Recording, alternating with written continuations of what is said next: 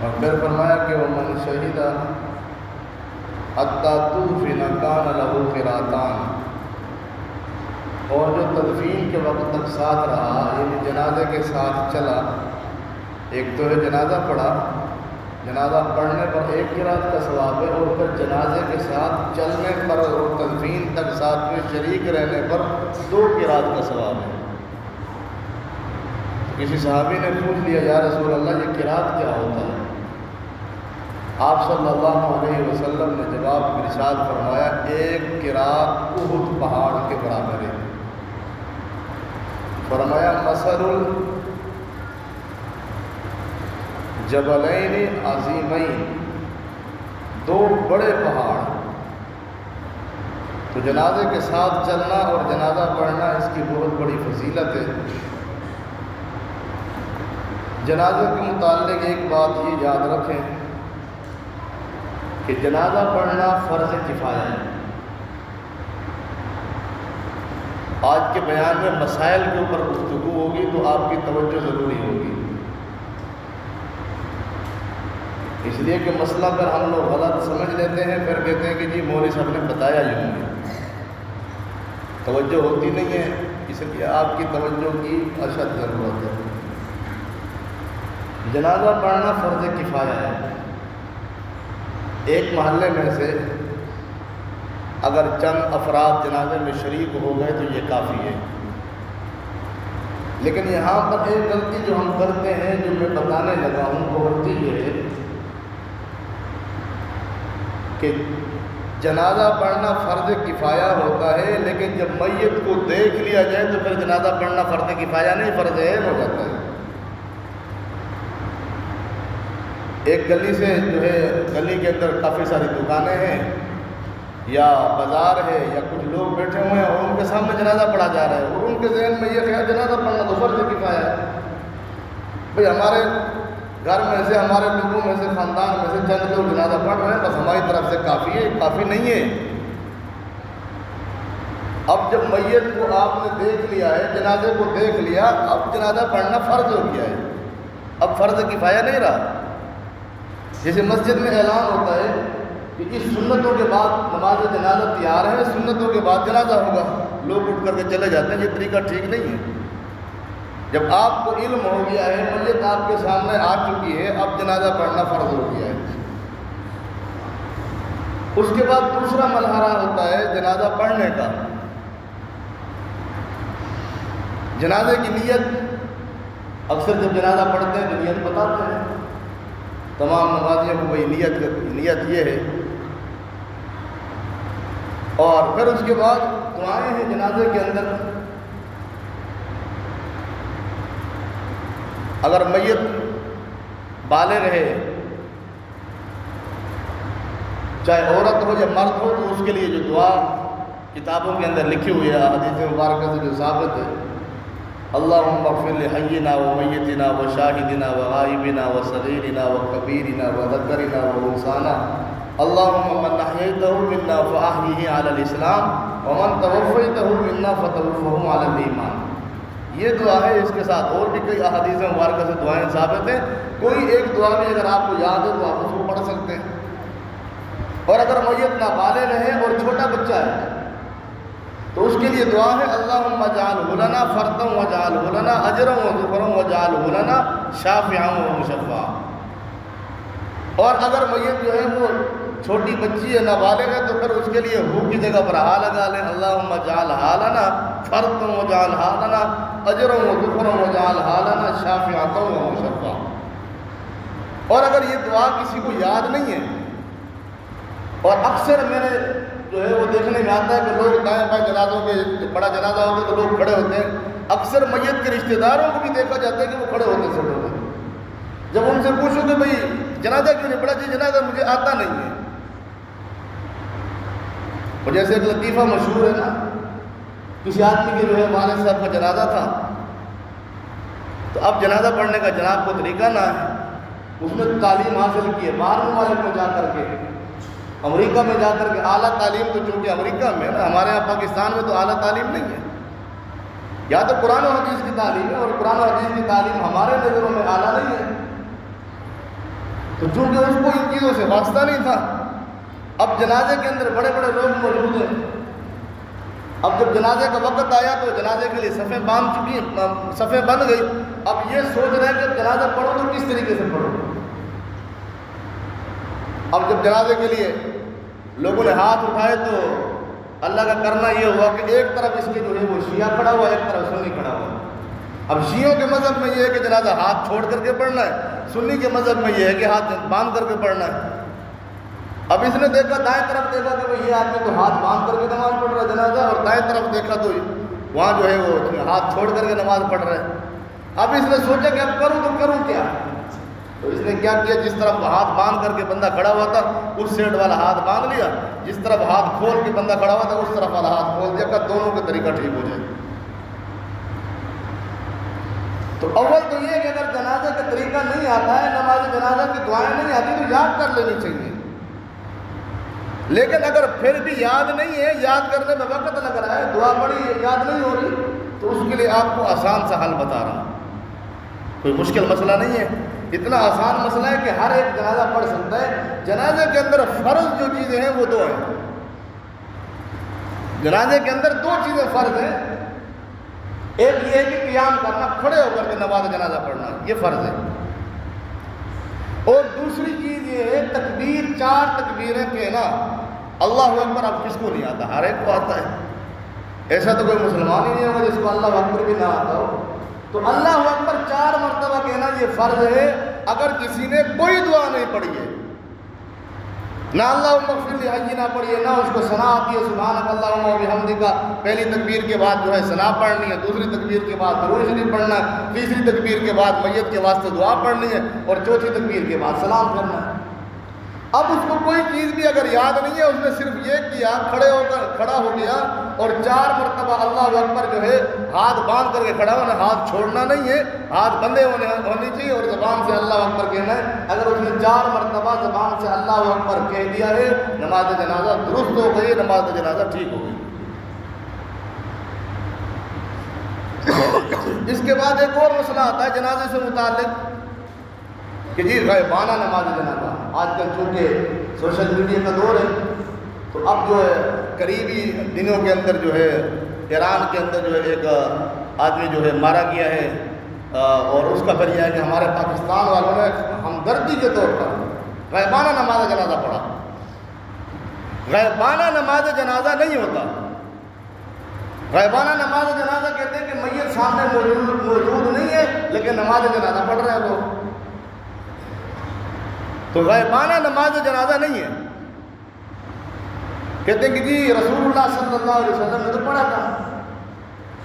انہوں نے جنازہ پڑھا تھا نجاشی بادشاہ کا، تو یہ رسول اللہ صلی اللہ علیہ وسلم کا معجزہ ہے۔ رسول اللہ صلی اللہ علیہ وسلم نے جب نجاشی بادشاہ کا نماز جنازہ پڑھا تو آپ علیہ السلام نے فرمایا کہ میرے سامنے سے سارے پردے ہٹا دیے گئے، ساری چیزیں جو درمیان میں حائل تھی ان کو ہٹا دیا گیا، اللہ تبارک و تعالیٰ نے ان کی میت کو میرے سامنے کر دیا۔ جب سامنے ہو گیا تو نماز جنازہ غائبانہ ہوا ہی نہیں ہے، یہ تو نماز جنازہ حاضر والا ہے۔ اگر نماز جنازہ غائبانہ ہوتا اور اس دلیل سے آپ یہ پکڑتے ہیں کہ نماز جنازہ غائبانہ نماز جنازہ جائز ہے، سنت سے ثابت ہے، تو یرموک کے میدان میں کتنے صحابہ شہید ہوئے، ان کو تو وہی دفن کیا گیا، اور کتنے ایسے رسول اللہ صلی اللہ علیہ وسلم نے لشکر بھیجے ہیں جنہوں نے جا کر کے جہاد کیا، وہیں ان کی شہادت ہوئی، وہیں ان کو دفن کیا گیا۔ پورے پاکستان کے اندر آپ دیکھیں، پاکستان میں آپ کو ہر جگہ صحابہ کی قبریں ملیں گی، افغانستان میں آپ کو صحابہ کی قبریں ملیں گی، ترکی میں آپ کو صحابہ کی قبریں ملیں گی، یمن میں آپ کو صحابہ کی قبریں ملیں گی، شام میں آپ کو صحابہ کی قبریں ملیں گی، پاکستان کے محبوب گوڑ سکھر کے اندر آ گئے آپ کو صحابہ کی قبریں ملیں گی، راجن پور میں صحابہ کی قبریں ملیں گی، ڈیرہ غازی خان کے اندر آپ کو صحابہ کی قبریں ملیں گی، پنجگور میں آپ کو صحابہ کی قبریں ملیں گی، کابل میں صحابہ کی قبریں ملیں گی۔ اتنے سارے صحابہ شہید ہوئے۔ رسول اللہ صلی اللہ علیہ وسلم کے دور میں بھی کئی صحابہ جو ہے باہر جا کر کے وہاں جنگ لڑی اور پھر جہاد ہوا، اس کے بعد شہید ہو گئے۔ رسول اللہ صلی اللہ علیہ وسلم نے کسی کا نماز جنازہ غائبانہ نہیں پڑھا، تو غائبانہ نماز جنازہ نہیں ہے۔ اور اس کے بعد واقعہ مسئلہ آتا ہے کہ جی نماز جنازہ پڑھنے کے بعد اب بعض لوگوں کے ہاں ایک چیز یہ بھی رائج ہے کہ نماز جنازہ کے بعد دعا ہاتھ اٹھا کر کے دعا کرتے ہیں. رسول اللہ صلی اللہ علیہ وسلم نے ہر چیز کی دعا بتائی ہے. کھانا کھانے سے پہلے کی دعا بتائیے،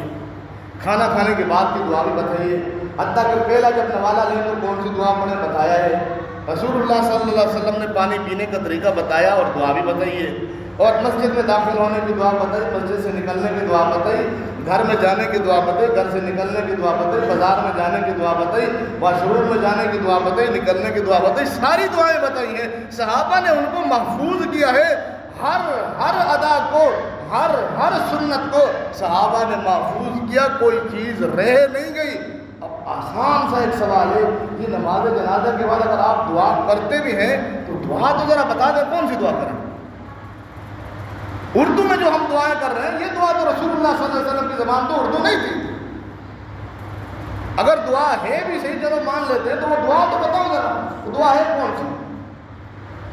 تو اس لیے نماز جنازہ خود دعا ہے. جب ہم نیت کرتے ہیں تو نیت میں کہتے ہیں ثنا واسطے اللہ کے، درود واسطے جناب نبی کریم صلی اللہ علیہ وسلم کے، دعا واسطے اس میت کے. تو میت کے لیے تو دعا ہی کر رہے ہیں. اللہم اغفر لحینا، اے اللہ ہمارے زندوں کی بخشش فرما دے، ومیتنا ہمارے مردوں کی بخشش فرما دے، وشاہدینا جو حاضر ہیں ان کی بخشش فرما دے، وغائبینا جو غائب ہیں ان کی بخشش فرما دے، وصغیرنا چھوٹوں کی بخشش فرما دے، وکبیرنا بڑوں کی بخشش فرما دے، وذکرنا مردوں کی بخشش فرما دے، وانسانا اور عورتوں کی بخشش فرما دے. یہ دعا ہی ہے.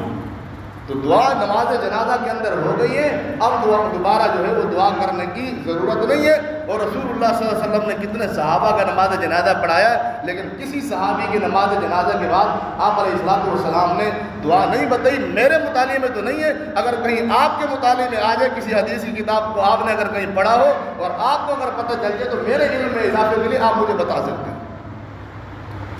اس کے بعد مسئلہ آتا ہے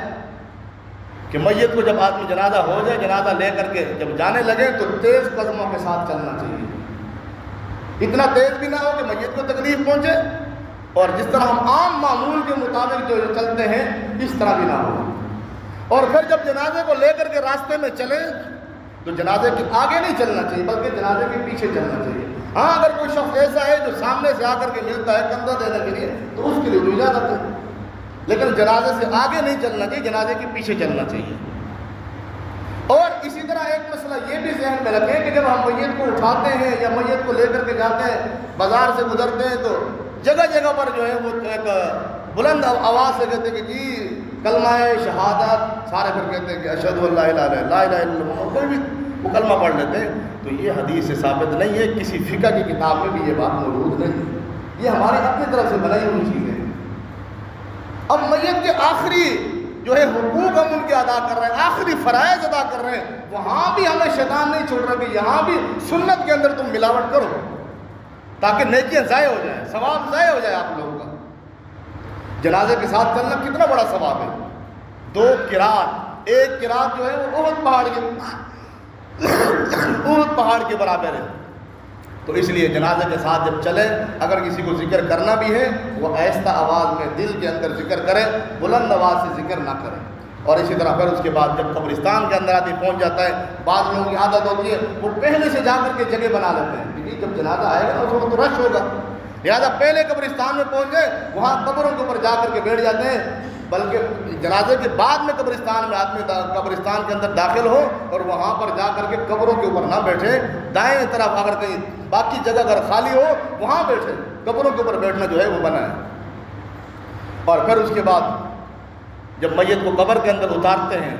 تو چاہیے کہ قریبی جو رشتہ دار ہیں وہ اتاریں اس کو. اگر عورت ہے تو محرم آدمی جو ہے وہ آ جائیں. کزن وزن باقی جتنے بھی رشتہ دار ہیں یہ محرم کے اندر نہیں آتے. جو اس کے اپنے قریبی محرم ہے، والد صاحب ہے، بھائی ہیں، چچا ہے، ماموں ہے، جو اس کے قریبی رشتہ دار ہیں جن سے اس کا پردہ نہیں تھا، جن سے اس کا نکاح نہیں ہوتا تھا، وہ ان کو اتاریں. اگر مجبوری ہے، کوئی ایسا آدمی نہیں ہے جو قریبی ورثاء کے اندر موجود ہو، اس میں کوئی موجود نہیں ہے، تو پھر اگر کوئی باہر کا آدمی اگر اس کو اتارے تو پھر اس کی اجازت ہے. ورنہ قریبی ورثاء کا یہ زیادہ حق ہے، بلکہ ان کے لیے ضروری ہے کہ وہ ان کو قبر کے اندر اتاریں. اور پھر جب قبر کے اندر اتاریں تو ایک دعا ہے، وہ دعا بھی پڑھ لینی چاہیے، سنت سے ثابت ہے. فرمایا بسم اللہ وعلی ملت رسول اللہ، یہ دعا پڑھ لینی چاہیے۔ اور پھر اس کے بعد جب قبر کے اندر میت کو لٹائیں تو لٹانے کا طریقہ بھی علماء نے لکھا ہے، وہ طریقہ یہ ہے، اس میں بھی ہم غلطی کرتے ہیں۔ قبر کے اندر مردے کو یوں چیت لٹا دیتے، سیدھا لٹا کر کے آسمان کی طرف منہ، پھر اس کا جو منہ جو ہے وہ قبلے کی طرف کر دیتے، یہ طریقہ غلط ہے۔ بلکہ جس طرح دنیا کے اندر سونے کا طریقہ رسول اللہ صلی اللہ علیہ وسلم نے بتایا ہے کہ دائیں کروٹ پر سوئیں، آپ کا جو ہے وہ قبلہ، آپ کا جو چہرہ ہے وہ بھی قبلے کی طرف ہو، مکمل آپ کا جسم کا جو ہے رخ جو ہے وہ قبلے کی طرف ہو۔ قبر کے اندر سونے کا طریقہ بھی یہی ہے، میت کو لٹانے کا طریقہ بھی یہی ہے، اسی کے اوپر عمل کرنا چاہیے۔ اور پھر بعض اوقات لوگ دیکھتے ہیں کہ قبر کے اندر اگر کہیں نیچے پتھر ہوتے ہیں تو اس جگہ کو نرم کر لیتے ہیں، یا بعض جگہ میں ایسے بھی دیکھا جاتا ہے کہ وہاں پر تکیے کی طرح ایک جگہ جو ہے وہ بنا لی جاتی ہے، وہاں مٹی رکھ دی جاتی ہے، نرم مٹی۔ تو ان چیزوں کی ضرورت نہیں ہے۔ اگر یہ ہے کہ میت نیک ہے تو اس کے لیے اللہ تبارک و تعالیٰ جنت سے بستروں کا اہتمام کرے گا، نرم بستروں کا۔ اور اگر میت نیک نہیں ہے تو ہماری ان چیزوں کی ضرورت نہیں ہے۔ بسا اوقات تو قبر میں چٹائی بھی بچھا دی جاتی ہے، جی قبر کے اندر نیچے جو ہے مٹی اوپر چٹائی بچھا دی جائے، تو یہ طریقہ غلط ہے۔ اور پھر جب قبر کے اندر رکھ لیا جائے میت کو تو پھر اس کے بعد دیدار کرنا منع ہے۔ بعض جگہ پہ یہ بھی دیکھا جاتا ہے کہ میت کو جب رکھ دیا جاتا ہے تو آخری دیدار اس کے جو گرے کھولتے ہیں، آخری دیدار کرتے ہیں۔ یہ آخری دیدار کرنا جو ہے درست نہیں ہے، اس لیے کہ ہو سکتا ہے، اور کئی جگہ پہ دیکھا بھی گیا ہے کہ جب قبر کے اندر مردے کو رکھ لیا جاتا ہے، اگر مردہ جو ہے وہ نیک نہیں ہے، گناہگار ہے، اسی وقت قبر اپنا اثر دکھانا شروع کر دیتی ہے، تو یہ میت کے ساتھ جو ہے وہ اس کی بے ادبی ہے اور اس کی توہین ہے کہ آپ اس کو اس وقت جا کر کے اس کا جو ہے دیدار کریں۔ آخری وقت یہ دیدار کرنا منع ہے، قبر میں اتارنے سے پہلے دیدار کر سکتے ہیں۔ اور پھر اس کے بعد قبر کو پکا کرنا، اور پھر قبروں کے اوپر آیاتیں لکھوانا، تختیاں لگانا اور تختیوں کے اوپر کلمہ لکھنا، یہ بالکل درست نہیں ہے۔ ہاں، نشانی کے طور پر اگر آپ نے میت کا اپنا جو ہے وہ نام لکھ دیا ہے، اس کا نام اور والد صاحب کا نام، تاریخ وفات، تو اس کی کسی حد تک گنجائش ہے، ورنہ یہ بھی نہیں ہونا چاہیے۔ اس لیے کہ امام جلال الدین سیوطی رحمۃ اللہ علیہ نے ایک روایت نقل کی ہے، فرمایا کہ اگر میت گناہگار بھی ہو، اگر گناہگار بھی ہے اور دنیا والے اس کا تذکرہ کرنا بھول گئے، اب یاد ہی نہیں ہے کہ یہ قبر کس کی ہے، قبر میں آتا بھی کوئی نہیں ہے، پوچھنے والا کوئی نہیں ہے، اللہ فرماتا ہے اب جو دنیا والے بھی تجھے بھول چکے ہیں، دنیا والوں میں تیرا تذکرہ ہی نہیں رہا، اب جا میں نے تجھے بخش دیا ہے۔ تو اگر تختی لگی ہوئی ہوگی تو پھر تو اس وقت تک تذکرہ چلتا رہے گا، جب بھی قبرستان میں کوئی آئے گا دیکھے گا اور اس کا نام ذہن میں آ جائے گا۔ تو تختی لگانا یہ بھی سنت کے خلاف ہے، لیکن اگر بامر مجبوری کوئی اگر لگانا چاہتے ہیں تو اس کی گنجائش ہے، لیکن اکثر فقہاء نے اس کو بھی منع کیا ہے۔ لیکن قرآن کی آیاتیں اوپر لکھوا دینا، یا اللہ مدد لکھوا دینا، لا الہ الا اللہ محمد رسول اللہ لکھوا دینا، یا آیات الکرسی لکھوا دینا، بسا اوقات تو قبر کے چاروں طرف جو آیاتیں لکھ لی جاتی ہیں، جو بالکل سراسر غلط ہے، اس لیے کہ وہ قبرستان ہے، کسی کا گھر نہیں ہے۔ قبرستان کے اندر کتے بھی آتے ہیں، بلے بھی آتے ہیں، اگر کوئی پیشاب کر لے تو یہ تو قرآن کی توہین ہوگی، قرآن کی آیاتیں لکھی ہوئی ہیں، تو اس سے اعتراض کرنا چاہیے۔ اور اس کے بعد جب میت کی تدفین ہو جائے، اوپر مٹی ڈال دی جائے، تو مٹی ڈالنے کے بعد سرانے کی طرف کھڑے ہو کر کے سورہ بقرہ کا ابتدائی رکوع اور پاؤں کی طرف کھڑے ہو کر کے وہ سورہ بقرہ کی آخری دو آیتیں آمن الرسول سے لے کر آخر تک یہ پڑھ لینی چاہیے۔ اور پھر اس کے بعد جب یہ پڑھنے کے بعد اس کے بعد اگر دعا کرنا چاہتے ہیں آپ دعا کریں، اگر کوئی بیان کرنا چاہتا ہے وفات کے اوپر، جنازے کے متعلق یا کسی بھی متعلق جو ہے بیان کرنا چاہتا ہے تو اس کے بعد بیان کریں۔ بلکہ حدیث مبارکہ کے اندر یہ ہے کہ کچھ دیر کے لیے حضرت ابو ایوب انصاری رضی اللہ تعالیٰ عنہ نے اپنے اولاد سے اور اپنے شاگردوں سے وصیت کی تھی کہ اتنی دیر تک تم میری قبر کے اوپر ٹھہر جانا جتنی دیر تک اونٹ کو ذبح کر رہے تھے اور اونٹ کو تیار کیا جاتا ہے۔ تو اس لیے کچھ دیر کے لیے آدمی قبر کے اوپر ٹھہر جائے، اس لیے کہ جب اس وقت فرشتے جو قبر کے اندر فرشتے آتے ہیں وہ سوال جواب کریں، آپ یہ ہے کہ اس وقت یہ ہے کہ آپ قرآن مجید کی تلاوت قبر کے ساتھ کھڑے ہو کر کے وہاں بیٹھ کر کے قرآن مجید کی تلاوت کر سکتے ہیں۔ قرآن مجید ہاتھ میں نہ ہو، زبانی جو آپ کو آتا ہے وہ آپ پڑھ سکتے ہیں۔ پھر ایک مسئلہ یہ بھی ہے کہ قبر کے اندر تدفین کرنے کے بعد پھر اذان دی جاتی ہے۔ بعض لوگ اذان دیتے ہیں، اذان دینے کا ثبوت کسی روایت کے اندر نہیں ہے۔ اذان، میں نے ایک سے پوچھا کہ یہ اذان کیوں دیتے ہو؟ اس نے کہا کہ شیطان کو بھگانے کے لیے اذان دی جاتی ہے۔ تو شیطان کا تعلق انسان کے ساتھ وہ وفات سے پہلے تک ہے، جب آنکھ بند ہو گئی، اب اگر یہ میت جو ہے اسلام پر اس کا انتقال ہوا تو شیطان جو ہے وہ ہائے ہائے اور افسوس کرتا ہے روایات میں آتا ہے کہ وہ افسوس کرتا ہے، اپنے آپ وہ چلانا شروع کر دیتا ہے، کہتا ہے میں ناکام ہو گیا، یہ ایک بندہ جو ہے یہ مسلمان ہو کر کے دنیا سے چلا گیا ہے۔ اور اگر کسی کو ناکام ہونے کے اندر وہ ناکام کرنے میں کامیاب ہو جائے تو پھر شیطان جو ہے وہ ڈانس کرتا ہے اور کہتا ہے کہ میں کامیاب ہو گیا، یہ آدمی ساری زندگی تو نمازیں پڑھتا رہا لیکن خاتمہ اس کا ایمان پر نہیں ہوا ہے۔ تو شیطان کا اور انسان کا تعلق وفات سے پہلے تک ہے، وفات کے بعد اس کا کوئی تعلق نہیں ہے، لہذا اذان دینے کی ضرورت نہیں ہے۔ وہ ایک جگہ ہم جو ہے پہنچے، وہاں قبرستان کے اندر تدفین کے موقع پر موجود تھے، تو ایک بندے نے جو ہے اذان شروع کر دی، ساتھ میں ایک بوڑھا بابا کھڑا ہوا تھا، اس نے بڑا اچھا جملہ کہا، اس نے کہا کہ یہ کیسے لوگ ہیں، نماز جو ہے بعد میں ہوتی ہے، اذان پہلے ہوتی ہے، ہم نے تو نماز بھی پڑھ لی، اب کون سی اذان ہو رہی ہے؟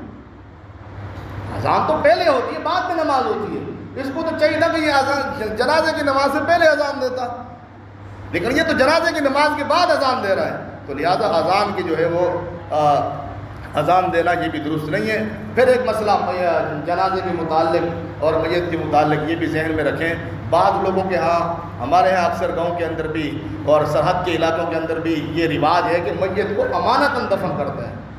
میت کو امانتاً دفن کرتے ہیں کہ جی 10 دن کے لیے امانت، 20 دن کے لیے امانت، 1 مہینے کے لیے امانت، پھر ہم جو ہے یہاں سے کوچ کریں گے، ہم مہاجر لوگ ہیں، یہاں سے جائیں گے، پھر اپنی میت کو ساتھ لے کر کے جائیں گے۔ اس کی اجازت نہیں ہے۔ میت آپ نے زمین کے حوالے، قبر کے حوالے کر دی ہے، اب اگر کوئی شرعی مجبوری آ جاتی ہے، مثال کے طور پہ ایسی جگہ پر آپ نے دفن کیا کہ وہ زمین کسی کی ملکیت میں تھی، وہ قبرستان کی زمین نہیں تھی، وہ ملکیت زمین تھی، بعد میں مالک آیا، اس نے کہا میری زمین میں آپ نے میری اجازت کے بغیر کیوں دفن کیا، لہذا اپنا میت نکالو، اگر کوئی ایسی صورت ہے تو پھر نکالنے کی اجازت ہے، ورنہ تو علماء نے یہاں تک منع کیا ہے اگر کسی میت کا جنازہ نہیں پڑھا گیا، اس کو غسل نہیں دیا گیا، اب بعد میں پتہ چلا جی جنازہ بھی نہیں ہوا اور غسل بھی اس کو نہیں دیا گیا، تو لہذا نکال کر کے غسل بھی نہیں دے سکتے، جنازہ بھی دوبارہ نہیں پڑھ سکتے۔ ہاں اگر 3 دن گزرے ہیں تو اس دوران اگر آپ کو پتہ چل جاتا ہے تو جنازہ قبر کے اوپر آ کر کے آپ جنازہ پڑھ سکتے ہو، اس کو نکالنے کی اجازت پھر بھی نہیں ہے۔ یہ چیز ہے کہ 3 دن کے لیے امانت یا 10 دن کے لیے امانت، 20 دن کے لیے امانت، اس کی اجازت نہیں ہے۔ اور پھر اس کے بعد لوگوں کو دیکھا جاتا ہے وہ قبر کا بوسہ لیتے ہیں، جیسے کسی کا کوئی بڑا بزرگ کا انتقال ہو جائے یا بچے کا انتقال ہو جائے، پیار اور محبت کے اندر وہ اس کا بوسہ لیتا ہے، اس کی بھی اجازت نہیں ہے۔ ایک مسئلہ اور بھی یاد رکھنا چاہیے، اس کے بعد ہے تعزیت کا مسئلہ۔ تعزیت کرنا جو ہے مسنون ہے، اچھا عمل ہے، اس سے جو ہے میت کے اہل و عیال کو اور اس کے لواحقین کو اس سے صبر ہوتا ہے، اور تعزیت کے الفاظ بھی رسول اللہ صلی اللہ علیہ وسلم سے ثابت ہے، فرمایا ان للہ ما آخذہ ولہ ما اعطى وکل شیء عنده باجل مسمى فلتصبر ولتحتسب، فرمایا یہ الفاظ ہیں، ان کے ساتھ آدمی تعزیت کرے۔ ہاتھ اٹھا کر کے تعزیت کرنے کی بھی اجازت ہے، ہاتھ اٹھا کر کے بغیر اگر کسی نے تعزیت کے الفاظ بول دیے، عربی کے اندر الفاظ یاد نہیں ہے، اردو میں اپنی زبان میں بھی بول سکتے، اس کی بھی اجازت ہے۔ ہاتھ اٹھانا ضروری نہیں ہے، ہاتھ اٹھا کر کے دعا کرنا یہ ضروری نہیں ہے، بغیر ہاتھ اٹھائے بھی آج کل تو ہم نے تو رسم بنا لیا۔ اب مثال کے طور پہ ہم 10 بندے کسی جگہ پہ گئے، وہاں تعزیت کے لیے تعزیت کرے، اب 10 کے 10 بندے کہہ رہے ہیں، ایک کہہ رہے ہیں کہ ہاتھ اٹھاؤ دعا کرو، دوسرا کہہ رہے ہیں ہاتھ اٹھاؤ دعا کرو، تیسرا کہہ رہے ہیں ہاتھ اٹھاؤ دعا کرو، چوتھا کہہ رہا ہے لاش اچھتکا۔ اب یہ ہر ایک بندہ کہہ رہا ہے کہ لاش اچھتکا، اب اس کی ضرورت نہیں ہے بھئی، 10 بندے اگر ایک ساتھ آ گئے، ایک وفد آ گیا، انہوں نے دعا کر دی تو یہ 10 کی طرف سے دعا ہو گئی۔ اب اگر کوئی نئے قافلہ آ جاتے ہیں، نئے بندے آ جاتے ہیں، وہ کہتے ہیں ہاتھ اٹھا کے دعا کرو، تو اس کی اجازت ہے، پھر اور کر سکتے ہیں، لیکن ہر ایک بندہ وہ اصل میں بتانا چاہتا ہے کہ جی میں بھی ادھر آیا ہوا ہوں، تعزیت کے لیے میں بھی ادھر موجود ہوں، اب ایک دفعہ دعا ہو گئی بس وہ کافی ہے۔ اور تقریباً تمام مسائل میں نے آپ حضرات کے سامنے عرض کر دیے ہیں۔ اس کے بعد